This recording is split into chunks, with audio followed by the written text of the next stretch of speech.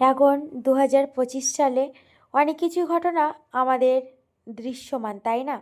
এমন এমন ঘটনা ঘটেছে যেগুলো অবিশ্বাস্য, কিন্তু আশা করছি 2026 সালেও মা আমাদের সকল দুর্ঘটনা থেকে বিপদ মুক্ত করবেন। মায়ের কাছে তো এইটুকুই কামনা সবসময় করি। যেহেতু আমি তো নিজের কামনা কখনোই করি না, সবসময় মাকে বলি, মা গো সবার মঙ্গল করো, না হলে এই জগৎ যে ধ্বংস হয়ে যাবে।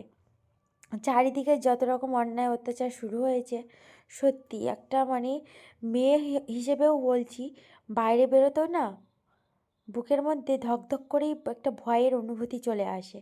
মা গো মা সবার মঙ্গল করুন। তো মায়ের কিছু মুহূর্ত এখানে আমাদের এখানটাতেই ভাসানে যাবে। তো সবাই ওই জন্য মাকে এখন তুলে নিচ্ছেন মাথায় করে। তো মায়ের কিন্তু বরণ কমপ্লিট হয়ে গেছে, আর আমরা সবাই সিঁদুর খেলায় অনেকটা আনন্দ করছিলাম, খুব ভালোও লাগছিল।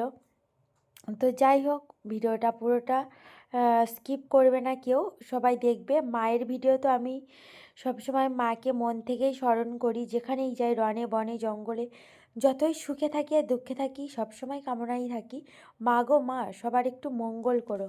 মায়ের এই মঙ্গল কামনার থেকে কামনা আর কিছুই হয় না।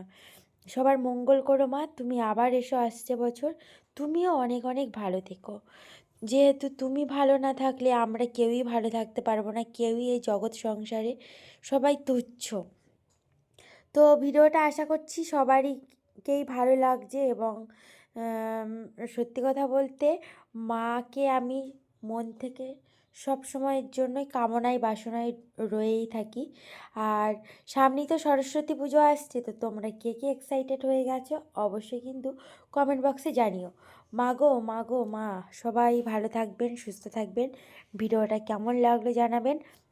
যারা যারা এখনও আমার চ্যানেলটিকে সাবস্ক্রাইব করে পাশে থাকেননি, অবশ্যই করে সাবস্ক্রাইব করে দেবেন। তো আজকের মতো ভিডিওটা এই পর্যন্ত, আবার দেখা হচ্ছে একটা নেক্সট ব্লগ ভিডিওতে।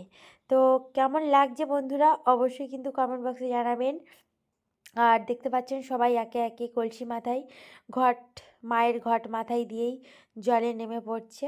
যেহেতু আমাদের এখানে তো সেরকম বড় পুকুর নেই, আমাদের গ্রামে যেরকম বড় বড় পুকুর থাকে, কিন্তু এখানে এই যে বড় একটা ঝিল মতনই রয়েছে, এখানে আর কি মায়ের বিসর্জন হবে, মায়ের ভাসান হবে আর কি, মায়ের তো বিসর্জন হয় না। তো আজকের মতো টাটা।